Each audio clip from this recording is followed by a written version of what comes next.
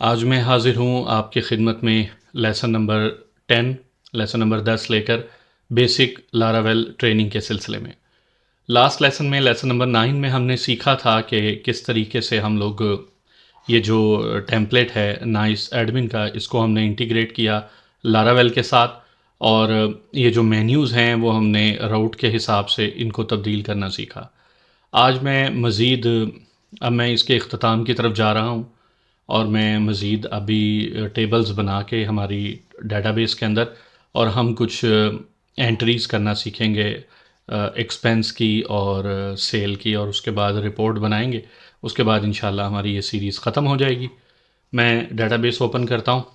Database में आप देख सकते हैं कि मेरे पास अ, ये टेबल्स मौजूद हैं कस्टमर्स का, ऑर्डर्स का और यूज़र्स का, जो कि हमने ट्रेनिंग के दौरान मुख्तलिफ़ कामों के लिए बनाए थे। अब मैंने एक नया टेबल क्रिएट करना है, जिसको आप कह लें कि मैंने अकाउंट्स की एंट्रीज़ डालनी है, डेबिट, क्रेडिट, या आप उनको आसान अल्फाज में कह लें कि एक्सपेंस या इनकम, इस और उसकी टाइप और उसकी चीज़ें। तो उसके लिए मुझे डेटाबेस का टेबल बनाना है सबसे पहले, और साथ ही उसका एक मॉडल बनाना है। तो उसके लिए मैं कमांड प्रॉम्प्ट पे आऊँगा। ये सर्वर चल रहा है। मैं एक और कमांड प्रॉम्प्ट ओपन कर लेता हूँ ताकि मुझे सर्वर को रोकना ना पड़े। तो जैसा कि हम पहले सीख चुके हैं कि हम लोगों ने PHP आर्टिसन की कमांड की मदद से एक मॉडल बनाना है। मॉडल का नाम हम पहले टेबल का नाम फाइनल कर लेते हैं। टेबल का नाम होगा, अकाउंट ही रख लेते हैं टेबल का नाम, अकाउंट। और साथ में चाहता हूँ कि इसकी माइग्रेशन फ़ाइल भी बन जाए ताकि मेरा टेबल क्रिएट हो सके। तो -m पैरामीटर में लगाया, एंटर किया, तो देखें यहाँ पे दो फाइल्स बन गई, एक अकाउंट की मॉडल फ़ाइल और एक माइग्रेशन फ़ाइल। अगर मैं अपने सोर्स कोड में आऊँ और फ़ोल्डर्स ओपन करूँ, तो मुझे रिसोर्सेज सॉरी डेटाबेस के अंदर माइग्रेशंस में एक नई फ़ाइल का इजाफ़ा हो गया है, क्रिएट अकाउंट। इसमें अभी सिर्फ आईडी और टाइम स्टैम्प्स में दो टेबल होते हैं, क्रिएटेड एट और अपडेटेड एट का। मैं मज़ीद कॉलम्स बनाता हूँ। मैं कहता हूँ कि सब एक कॉलम बन जाए स्ट्रिंग, जिसके अंदर मैंने डिस्क्रिप्शन लिखनी होगी, और ये डिस्क्रिप्शन देना लाजमी होगी, कंपलसरी होगी। इसलिए इसको मैं नल लेबल इस तरह नहीं कहूँगा। नल लेबल उसी कॉलम को कहेंगे कि जो लाजमी नहीं है। टेबल और डेट, कि ये बल्कि डेट टाइम तो वो क्रिएटेड एट जो टाइम स्टैम्प से बनेगा वो उसमें भी आ जाएगा कि किस डेट की एंट्री है, तो हम डेट का कॉलम अलग से नहीं एंटर करते। टेबल नेक्स्ट कॉलम बनाते हैं टाइप, स्ट्रिंग ही बनाएंगे कि हमारी इस एंट्री की टाइप क्या होगी, ये डेबिट होगी या क्रेडिट होगी, इनकम होगी या एक्सपेंस होगी। उसका नाम रख देते हैं टाइप। और मैं अपनी डेटाबेस को ज़्यादा बेहतर रखने के लिए इसकी जो विड्थ है कॉलम की वो मैं कम से कम 1 रख लेता हूँ। उसकी वजह ये है, और ये भी नलेबल नहीं होगा, कि अगर मैं ज़्यादा रखूँगा तो वो डेटाबेस में उतनी ज़्यादा जगह लेगा सेव होने में, उतने ज़्यादा करैक्टर्स, तो वो उतनी ज़्यादा हैवी हो जाएगी। मैं क्यों ना अपनी डेटाबेस को ऑप्टिमाइज़ करके चलूँ, जबकि मुझे एक्स्ट्रा की ज़रूरत नहीं है। 1 करैक्टर इसलिए रखा है, अगर वो एक्सपेंस होगा तो मैं ई उसमें सेव कर दूँगा, अगर वो इनकम होगी तो मैं आई उसमें सेव कर दूँगा।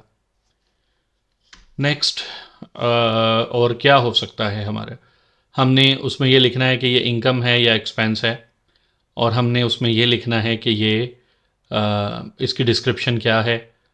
और नेक्स्ट, कि किस यूज़र ने, अगर मैं अपने अकाउंट से लॉग्ड इन हूँ तो मेरे आईडी इसके साथ सेव हो जाए कि भी इस यूज़र ने इसको सेव किया है। कल को फिर आप रिपोर्टिंग कर सकते हैं कि ये एंट्री किसने डाली थी, इस यूज़र ने सेव किया है। टेबल, और यूज़र्स के टेबल में जाएं अगर, तो उसका जो आईडी है वो बिग इंटीजर होता है। ये देखें, मैं आपको डेटाबेस का स्ट्रक्चर दिखाता हूँ।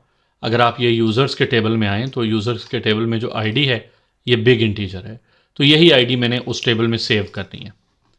तो मैं यहाँ पे बिग इंटीजर ही सेव करूँगा और उसका मैं नाम रख लेता हूँ यूज़र आईडी। ये भी मेरी लाजमी एंट्री है, इसलिए मैं इसको भी नलेबल नहीं डालूँगा।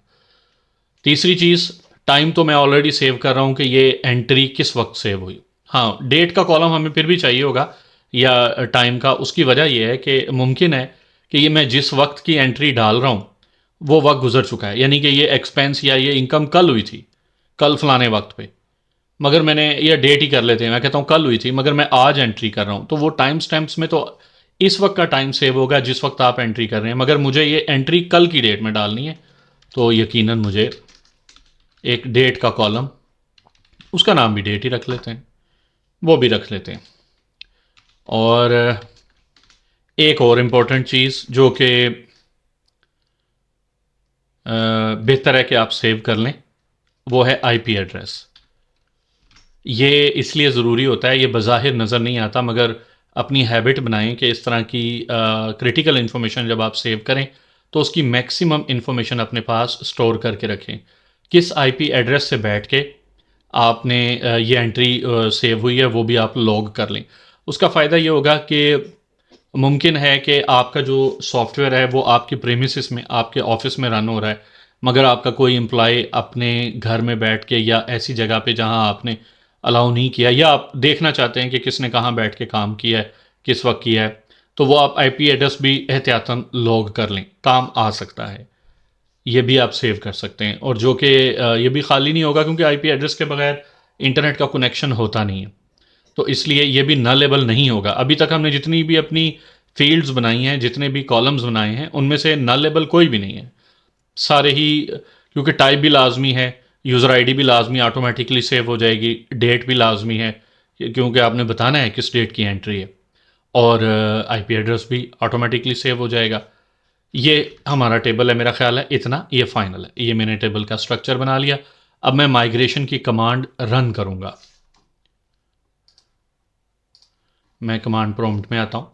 माइग्रेशन की कमांड रन करने से PHP आर्टिसन माइग्रेट नया टेबल, अभी मैंने रन नहीं की, तो इससे पहले देखें मेरी डेटाबेस में अकाउंट्स के नाम का कोई टेबल एग्जिस्ट नहीं करता। अब मैं ये कमांड रन करता हूँ, सक्सेसफुली रन हो गई, रिफ़्रेश, तो ये देखें एक नया टेबल क्रिएट हो गया और बिल्कुल वही स्ट्रक्चर। गौर करें, आईडी, ये टाइम स्टैम्प्स की 2 फील्ड्स, डिस्क्रिप्शन, टाइप, और टाइप का मैंने विड्थ 1 कही थी तो 1 करेक्टर, डिस्क्रिप्शन का मैंने कुछ नहीं कहा था तो बाय डिफ़ॉल्ट 255 करेक्टर्स हैं। आप इसको कम ज़्यादा कर सकते हैं, आप इसको कम ज़्यादा कर सकते हैं। और इसके अलावा मैंने यूज़र आईडी, जिसमें मैंने अपनी यूज़र आईडी सेव करनी है, जो भी यूज़र लॉग्ड इन होगा, जो एंट्री कर रहा होगा, उसकी एंट्री सेव हो जाएगी, उसकी आईडी ऑटोमेटिकली सेव हो जाएगी। डेट वो वहाँ से सिलेक्ट करेंगे फॉर्म से कि किस डेट की ये एंट्री है, और आईपी एड्रेस वो ऑटोमेटिकली, ये मैंने ज़्यादा रख दिया 255। अच्छा, एक काम करता हूँ, चलें थोड़ी प्रैक्टिस भी हो जाएगी। मैं यही कमांड रोल बैक के साथ, ये वापस हो गई, यानी टेबल मेरा वापस डिलीट हो गया। रिफ़्रेश करें, अकाउंट्स का टेबल नहीं है। मैं जाके माइग्रेशन फ़ाइल में दोबारा चेंज ये करता हूँ कि आईपी एड्रेस 50 कैरेक्टर्स इनफ हैं, इससे बड़ा आईपी एड्रेस नहीं होता। 13 करेक्टर, मैक्सिमम 13 करेक्टर्स का IPv4 होता है, वर्जन 4, और गालिबन 50 के करीब इसके लगभग IPv6 हो सकता है, कम ही होता है, तो एहतियातन मैंने 50 कर लिया। अब मैं दोबारा माइग्रेशन की कमांड रन करता हूँ, मेरा टेबल दोबारा से क्रिएट हो गया, रिफ़्रेश, उसी स्ट्रक्चर के साथ जो मैंने उसे कहा था। अच्छा, रोल बैक करने से अगर मैं आपको रिमाइंडर दे दूं कि ये जो माइग्रेशन की क्लास बनती है, ये माइग्रेशन की फ़ाइल, इसमें अप, जब आप माइग्रेशन रन करते हैं तो उसके अंदर मौजूद कमांड्स एग्जीक्यूट होती हैं। डाउन वाली जब आप रोल बैक करते हैं, और रोल बैक में डाउन में हमने दिया हुआ है ड्रॉप इफ़ एग्जिस्ट्स अकाउंट्स, यानी अकाउंट्स का टेबल अगर मौजूद है तो उसको डिलीट कर दे। तो मैंने जब रोल बैक किया, टेबल डिलीट हो गया अकाउंट्स का, तो इसलिए मैंने फिर जाके टेबल को डिलीट करके दोबारा से, अगर मैं ये टेबल डिलीट ना कर सकता, क्यों, क्योंकि मुमकिन है कि मैंने एंट्रीज़ डाल ली हैं, बहुत इंपॉर्टेंट डाटा फीड कर लिया है, तो उस सूरत में तो मैं रोल बैक नहीं करूँगा, मेरा डाटा डिलीट हो जाएगा। जब टेबल डिलीट होगा तो डाटा भी डिलीट हो जाएगा। तो उस सूरत में फिर मैं नई एक माइग्रेशन फाइल बनाऊंगा अगर मैंने किसी कॉलम में चेंज करना है। और वो क्रिएट टेबल की माइग्रेशन नहीं होगी, टेबल में चेंज, कॉलम में चेंज करने की होगी। ये भी हम लोग पहले से सीख चुके हैं अपने इस लेसन के अंदर। आगे चलते हैं, मैं अपनी पैनल के ऊपर आता हूँ। यहाँ पे कल हमने सिर्फ ये दो लिंक्स छोड़े थे, डैशबोर्ड और कस्टमर्स। अब मैं एक नया अपने व्यूज़ में आता हूँ, लेआउट्स में आता हूँ। लेआउट्स के अंदर नाइस का हम लोगों ने बनाया था, ये लेआउट्स के अंदर नाइस। तो यहाँ पे सॉरी, इसके साथ ही ये नेविगेशन है, साइड बार। नाइस के अंदर ये साइड बार, इसमें हमने लिंक बनाए थे, ये मैंने बाकी कमेंट कर दिए थे। ये डैशबोर्ड वाला लिंक है और ये कस्टमर्स वाला लिंक है, ये डिलीट ही कर देते हैं। अब मैं इसकी कॉपी लेता हूँ और इसको मैं अकाउंट्स का नाम देता हूँ। अकाउंट्स के लिए मैंने अभी कुछ भी नहीं बनाया, कोई वो नहीं बनाया, कंट्रोलर नहीं बनाया, कोई राउट नहीं बनाया। मैं बनाने जा रहा हूँ राउट।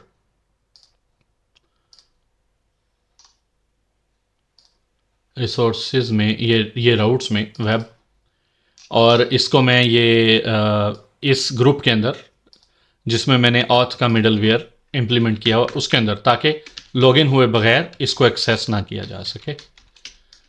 /accounts.html। अब इसके लिए मुझे एक कंट्रोलर रिक्वायर्ड है।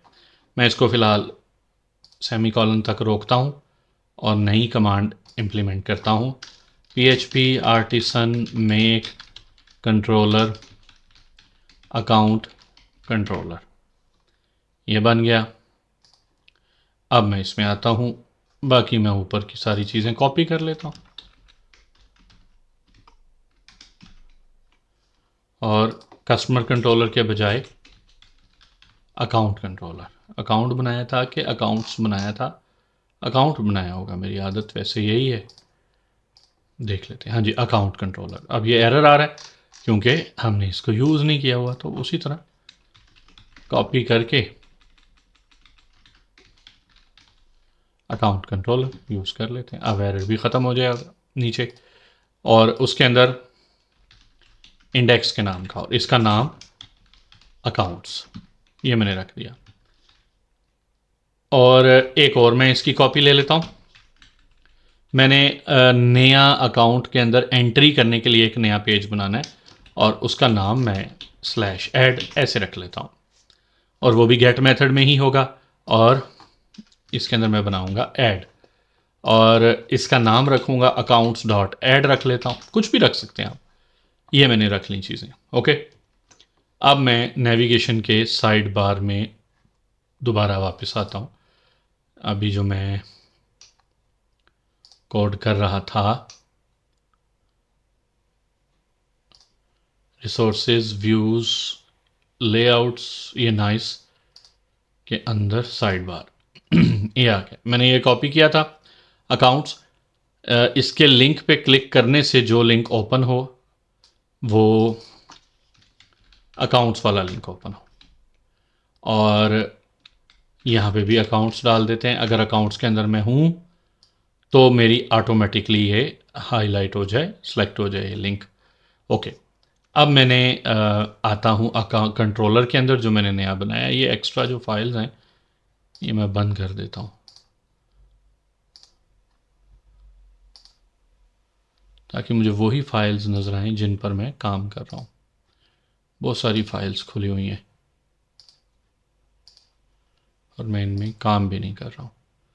होम कंट्रोलर नहीं चाहिए, ये भी नहीं चाहिए।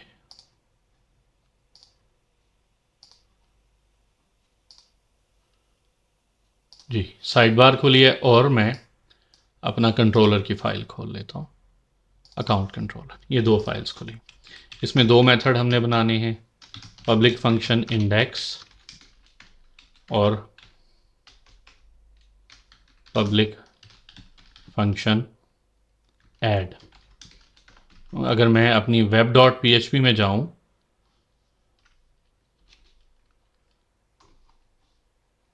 तो आपको याद होगा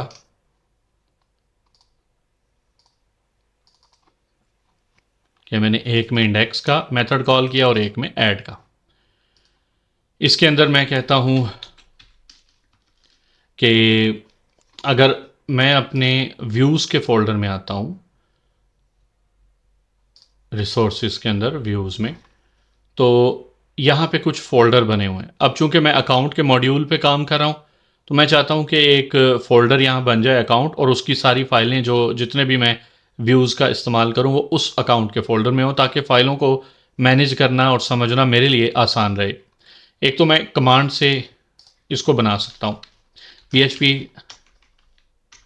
artisan make view accounts \index, और साथ ही मैं ऐड का भी बना लेता हूँ, ऐड। तो देखें, इसके अंदर ये अकाउंट्स का फोल्डर बन गया और उसके अंदर दो फाइलें बन गई, इंडेक्स और ब्लेड। अब यहाँ पे return view accounts dot index, ये फाइल कॉल हो जाए। इस फाइल को मैं ओपन करता हूँ, जो मौजूद कोड्स हैं उसको ख़त्म किया। एक्सटेंड्स लेआउट्स डॉट नाइस, ये मैंने बनाया। अभी इतना ही करता हूँ, लेट्स सी, रिफ्रेश, एक नए लिंक का इजाफा हो जाएगा। ये देखें अकाउंट्स का, मैं अकाउंट्स पे क्लिक करता हूँ, ये मैं अकाउंट्स में आ गया हूँ और ये अकाउंट्स का लिंक ऑटोमेटिकली सिलेक्टेड है। अभी मैंने उसके अंदर कुछ नहीं दिया तो वो कुछ भी नहीं आया। मैंने इसके अंदर सेक्शन बनाया है कंटेंट का। कल वाला लेसन अगर आपको याद हो तो ये हमने, यानी लेसन नंबर 9, उसमें ये सारी चीज़ें की थी। मैं हेडिंग लगाता हूँ अकाउंट्स की, रिफ्रेश, ये हेडिंग लग गई। अब इसके साथ मैं एक बटन लगा देता हूँ, लिंक कर देता हूँ। अंदर लिखता हूँ ऐड न्यू अकाउंट या ऐड न्यू एंट्री, एक्चुअली तो ये एंट्री है। और ये लिंक कौन सा ओपन हो, जो हमने ये वाला लिंक बनाया है, ऐड वाला। कॉपी और राउट, ये वाला लिंक हो, ये देखें, रिफ्रेश, ऐड न्यू एंट्री। नीचे अगर आप लिंक देखें तो वो accounts/add। इसको मज़ीद मैं चूँकि बूटस्ट्रैप पे काम कर रहा हूँ तो बूटस्ट्रैप की क्लासेस दे देता हूँ, btn डैश प्राइमरी, तो ये बटन की शक्ल इख्तियार कर जाएगा। मैं इस पर आइकन भी लगा सकता हूँ, प्लस का, ऐड करने का आइकन। अगर मैं ये नाइस एडमिन के डिज़ाइन को देखूँ तो ये देखें आइकन्स, बूटस्ट्रैप आइकन लगाने हैं, रीमिक्स, 3 किस्म के आइकन्स दिए हैं। चले मैं बूटस्ट्रैप आइकन पे आता हूँ, यहाँ से कोई मैं देखता हूँ प्लस का आइकन मेरे लिए कौन सा बेहतर रहेगा।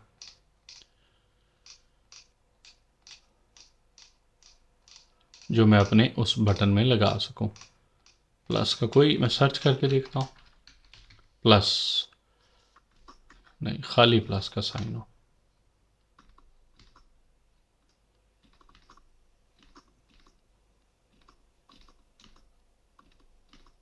चलें, इनमें से मैं कोई भी प्लस का साइन ले लेता हूँ अगर मुझे नहीं मिला।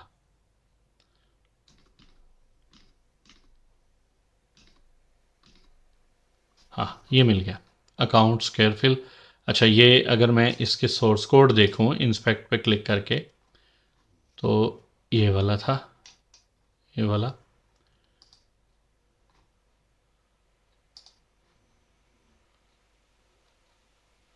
तो मुझे जो सोर्स, कहाँ गया,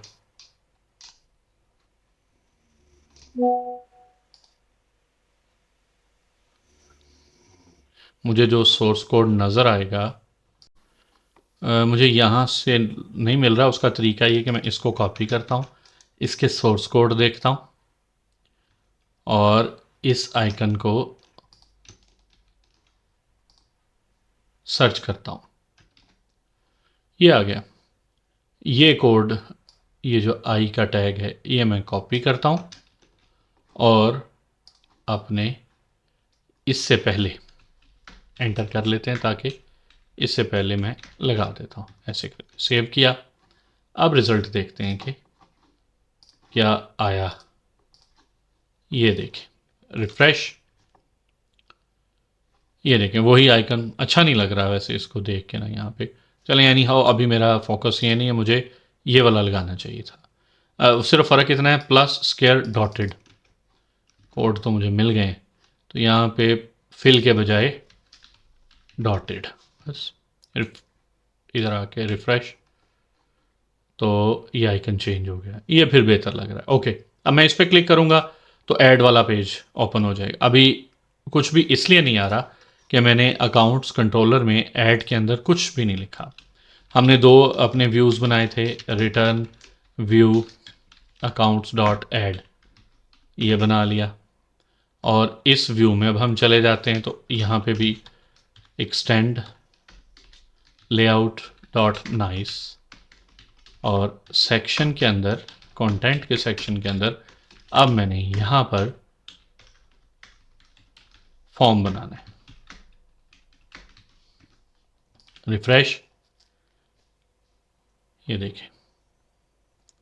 अच्छा, एक चीज़ और इजाफा करता हूँ, जो ये ऊपर डॉक्यूमेंट का टाइटल आ रहा है ना, ये हर एक पे डैशबोर्ड आता जा रहा है। मैं चाहता हूँ कि मैं हर एक के लिहाज से अपना अलग, मैं इस वक्त ऐड एंट्री के पेज के ऊपर हूँ, तो ये टाइटल भी उस लिहाज से चेंज होना चाहिए। तो उसका हल ये है कि जो मैंने ये बनाई है नाइस की, इसके अंदर जब मैं सबसे ऊपर जाऊंगा तो आप ये देखें टाइटल, ये यहाँ पे लिखा हुआ है डैशबोर्ड। मैं इसको ख़त्म करता हूँ। मैं इसे कहता हूँ कि अगर टाइटल का वेरिएबल है तो वो आए, नहीं तो डिफ़ॉल्ट में आए बेसिक लारावेल ट्रेनिंग। ये अब चूंकि टाइटल का वेरिएबल नहीं है तो ये बेसिक लारावेल ट्रेनिंग आएगा। टाइटल का वेरिएबल मैं कैसे पास कर सकता हूँ, जब मैं ये फाइल का व्यू कॉल कर रहा हूँ तो यहाँ पे मैंने टाइटल, और इस टाइटल में मैं जो भी लिखूँगा, जैसे ऐड न्यू अकाउंट एंट्री, और ये इसके साथ अकाउंट्स का टाइटल, इसके साथ मैं लिख देता हूँ अकाउंट्स एंट्रीज। आप देखिए वापस आता हूँ, रिफ़्रेश करता हूँ तो मेरा ये जो टाइटल है ऐड न्यू एंट्री, अगर मैं ये नहीं पास करता हूँ टाइटल का वेरिएबल तो वो डिफ़ॉल्ट में बेसिक लारावेल ट्रेनिंग का टाइटल आ जाएगा। अब मैंने इसके अंदर फॉर्म बनाना है। उस फॉर्म के अंदर मैंने ये चीज़ें जो मैंने टेबल में ये चीज़ें पूछनी है, डिस्क्रिप्शन पूछनी है, टाइप पूछनी है, डेट पूछनी है, ये 3 चीज़ें पूछनी है कि एंट्री किस किस्म की है। इसके अंदर मैं छोटा ही फॉर्म बनेगा हमारा ऐड के अंदर। अच्छा, एक तो मैं फॉर्म बना सकता हूँ, मगर मैं देखना ये चाहता हूँ कि क्या हमें नाइस एडमिन ने कोई अच्छा सा फॉर्म प्रोवाइड किया है। ये देखें forms, form elements, form layouts, इसमें देखते हैं, ये बंद कर देते हैं। हाँ, ये देखें ना, ये हॉरिजॉन्टल फॉर्म ये अच्छा लग रहा है, या ये वर्टिकल फॉर्म ये अच्छा लग रहा है। ये उठा लेते हैं हम, मेरे ख्याल से ये पहले लेआउट उठा लेते हैं। वर्टिकल फॉर्म, ये पूरा जो कार्ड है वर्टिकल फॉर्म का, ये पूरा कार्ड हम लोग यहाँ से यहाँ उठा लेते हैं। अब अपने सोर्स कोड में जाते हैं, इसके अंदर ये पेस्ट किया मैंने और रिफ्रेश,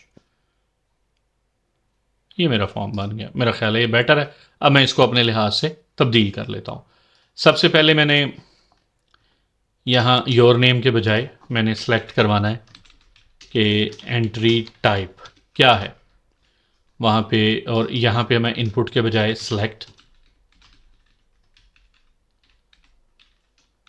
ये आईडी वगैरह ख़त्म कर रहा हूँ मैं, स्लैश सेलेक्ट से, और ऑप्शन, ये सिंपल HTML के कोड्स हैं। टाइप डिफ़ॉल्ट में मैंने इनकम रखनी है, आई इसकी वैल्यू है, और लफ्ज़ है इनकम, और एक्सपेंस है, और वैल्यू है इसकी ई। तो देखें रिफ़्रेश करूँगा तो मेरा ये फ़र्क आ गया, यहाँ पे ये, और एंट्री टाइप, और ड्रॉप डाउन आ गया। अच्छा, ड्रॉप डाउन में आपको यहाँ एरो नज़र नहीं आ रहा क्योंकि फॉर्म कंट्रोल के बजाय फॉर्म सेलेक्ट, ये बूटस्ट्रैप 5 की क्लासेस है। ये देखें अब ये नज़र आना शुरू हो गया है कि पता चलता है कि ये ड्रॉप डाउन है किस किस्म की। सेकंड एंट्री पे डेट, टाइप डेट, और आप लेबल यहाँ पे लिख दें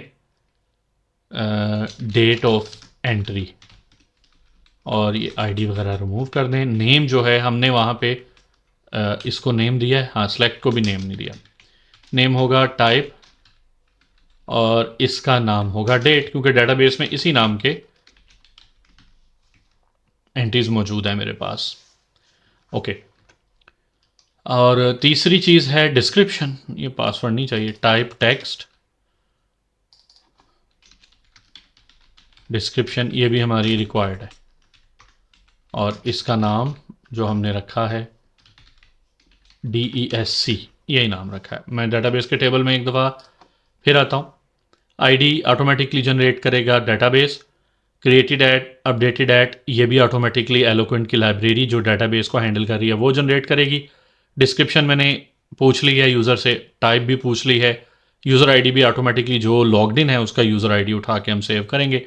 डेट भी मैंने पूछ लिया, आईपी भी ऑटोमेटिकली उठा के सेव करेंगे। तो बस ये 3 चीज़ें थी, बाकी की चीज़ें मैं ये डिलीट कर देता हूँ। एक ही बची है ये एड्रेस, सेव का और रीसेट का तो मैंने रखना ही है। अब मैं दोबारा जाता हूँ, रिफ़्रेश। अब मेरा ये फॉर्म जो है मेरी ज़रूरत के मुताबिक बन गया।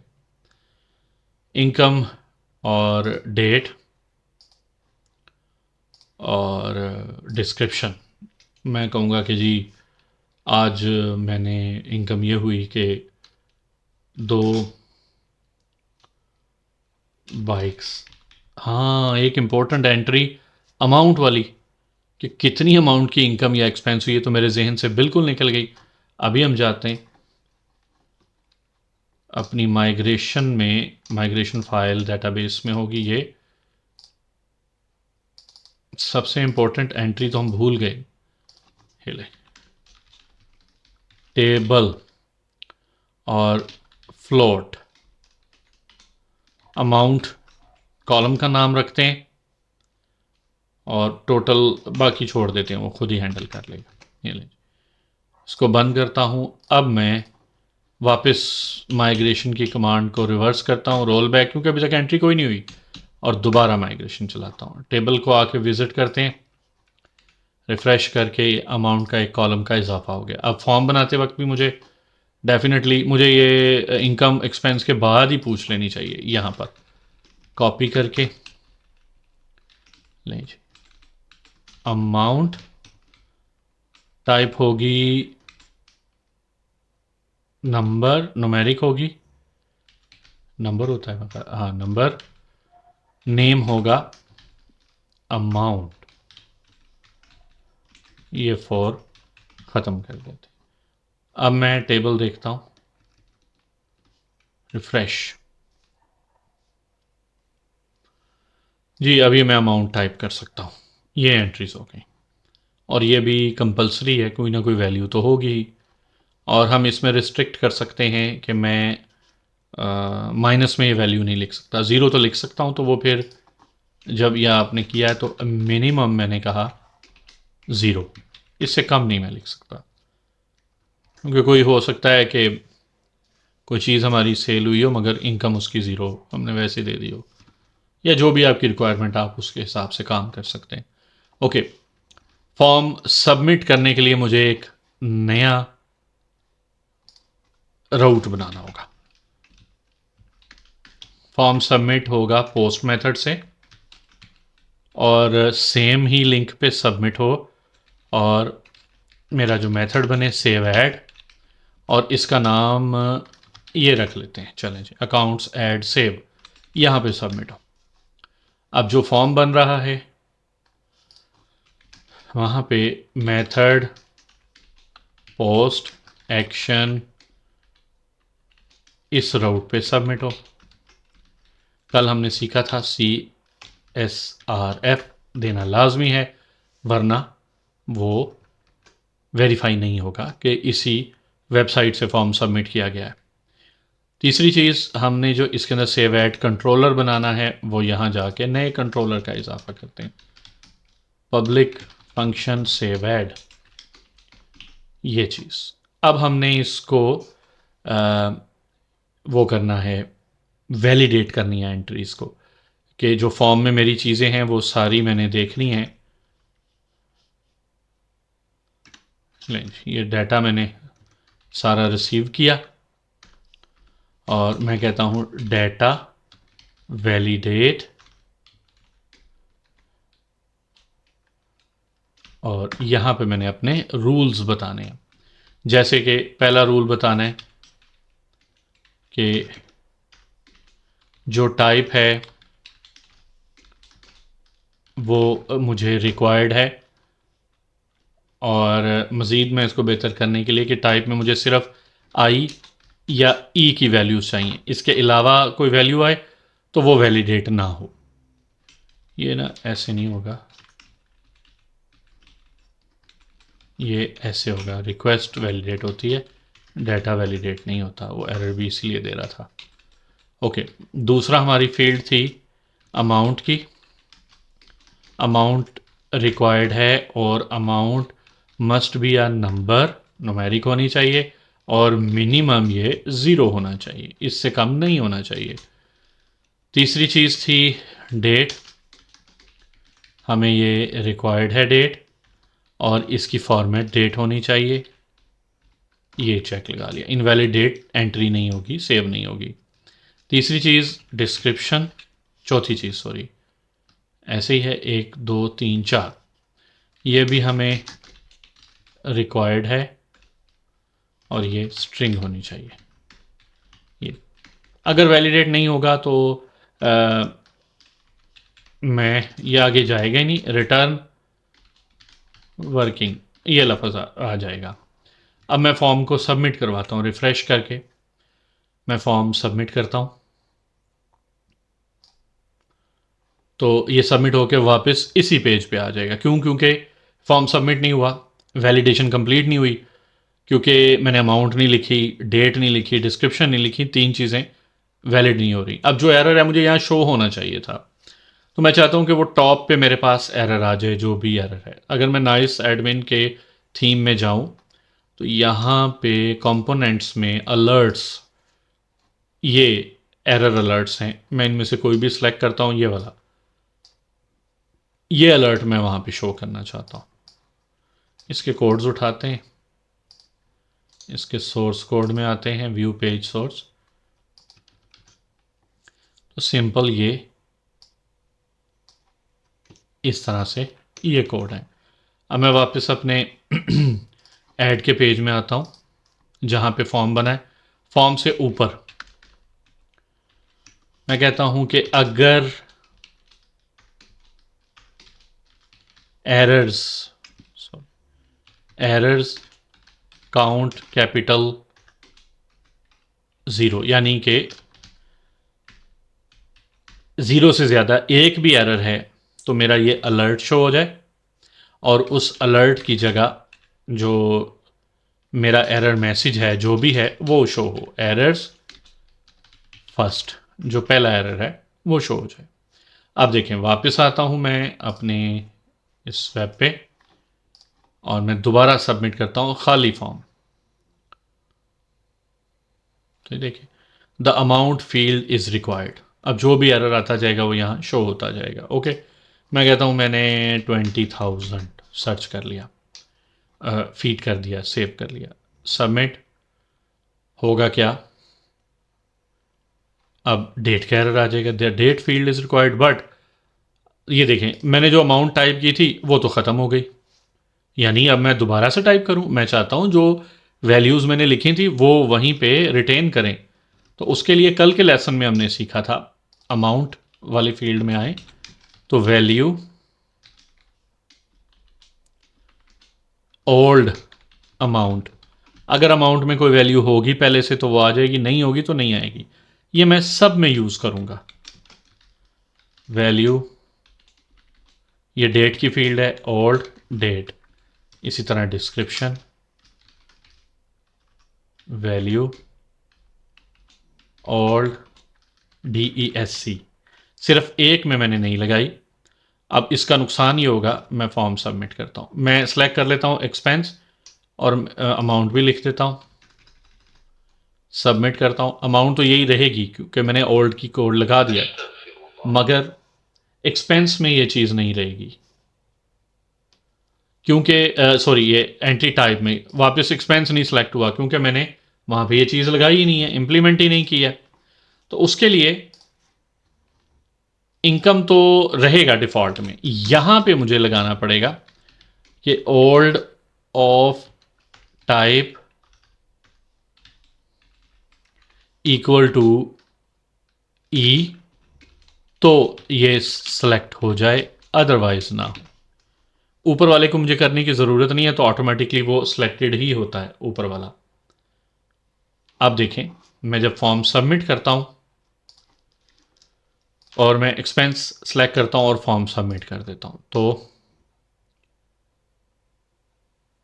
एक्सपेंस सेलेक्टेड है।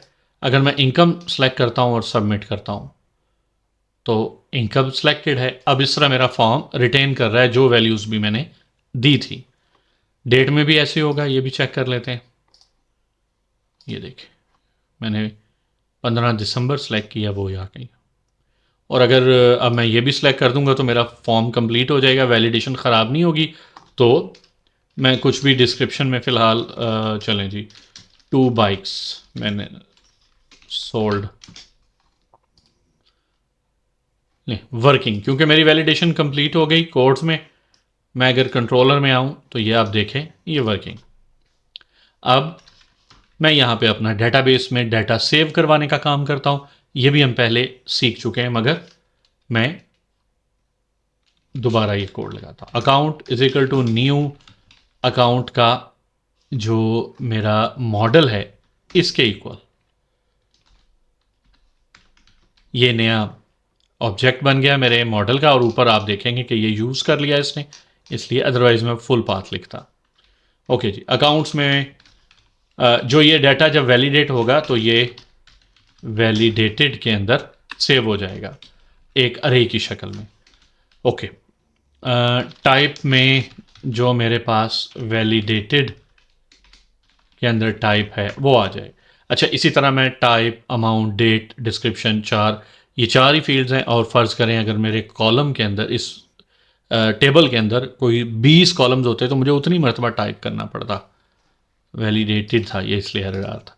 तो मैं क्यों ना लूप लगा के ये काम ले लूँ, मुझे ये ज़रूरत ही नहीं है 20 हो 50 हो, मैं सिंपल लूप लगाऊंगा, वैलिडेटेड एज की और वैल्यू, ये अकाउंट,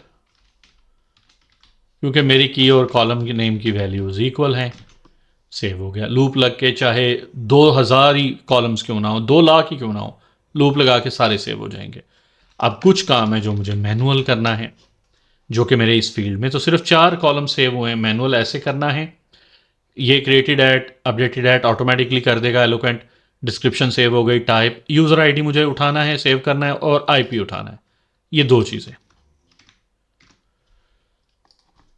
यूज़र आईडी जो यूज़र लॉगिन है ऑथेंटिकेटेड, और उसका ID, that's all, so easy. और आईपी, आईपी के लिए भी सो इजी, रिक्वेस्ट आईपी और अकाउंट सेव, दैट्स ऑल। मेरा रिकॉर्ड सेव हो गया, मैं रिटर्न करवाता हूं फिलहाल यहां पे। ओके, अब देखिएगा, रिफ्रेश, कंटिन्यू, ओके का मैसेज आया, तो इसका मतलब है मेरी डेटाबेस में एंट्री सेव हो गई। मैं डेटाबेस ओपन करके चेक करता हूं, ये देखें, चेक कीजिए, क्रिएटेड एट, अपडेटेड एट पे ऑटोमेटिकली डाटा सेव हो गया, डिस्क्रिप्शन सेव हो गई, टाइप में आई क्योंकि इनकम मैंने सेव की थी, यूज़र आईडी, मैं जिस यूज़र से लॉग्ड इन हूँ मेरा आईडी 1 है, डेट मैंने 15 दिसंबर सेलेक्ट की थी, आईपी एड्रेस ऑटोमेटिकली उठा लिया, और अमाउंट ये डाटाबेस में सेव हो गई। ये आज हमने इसके अंदर एंट्री करना सीख ली। नेक्स्ट हम इसको अगले लेसन में कंटिन्यू करेंगे। सेव करवाने के बाद यहाँ से वापस मेरा अकाउंट्स के टेबल पे चला जाएगा। उसके लिए आपको सिंपल सा रिटर्न रीडायरेक्ट राउट कहाँ पे जाए, अकाउंट्स वाले राउट के ऊपर, ये लें जी, दैट्स ऑल। मैं आता हूँ, रिफ्रेश करता हूँ, एक एंट्री और सेव हो जाएगी, मगर ये वापस चला जाएगा, आ गया अकाउंट्स के टेबल पे। अभी यहाँ मैंने अकाउंट्स में सेव कुछ नहीं किया। नेक्स्ट लेसन में हम यही देखेंगे कि हम इसको सेव और फिर उसको एडिट करना कैसे सीखेंगे। मेरे डेटाबेस में 2 एंट्रीज हो गई हैं, रिफ्रेश करें। हम मज़ीद चेक्स भी लगा सकते हैं कि डुप्लीकेट एंट्री ना हो। डुप्लीकेट एंट्री के लिए हम कोई भी अपना एक फ़िल्टर डिफ़ाइन कर सकते हैं कि सेम अमाउंट और सेम डिस्क्रिप्शन के साथ डुप्लीकेट एंट्री ना हो, बल्कि एरर दे। इसके लिए हम कल ही ये चीज़ देखेंगे इंशाल्लाह, अपनी इस सॉफ्टवेयर को मज़ीद इम्प्रूव करने के लिए। कल तक के लिए, अगले लेसन तक के लिए उम्मीद तो है कि मैं कल अगला लेसन दे दूंगा, पर फिर भी अगले लेसन तक के लिए इजाज़त दीजिए। अपना ख्याल रखें। अल्लाह निगहबान।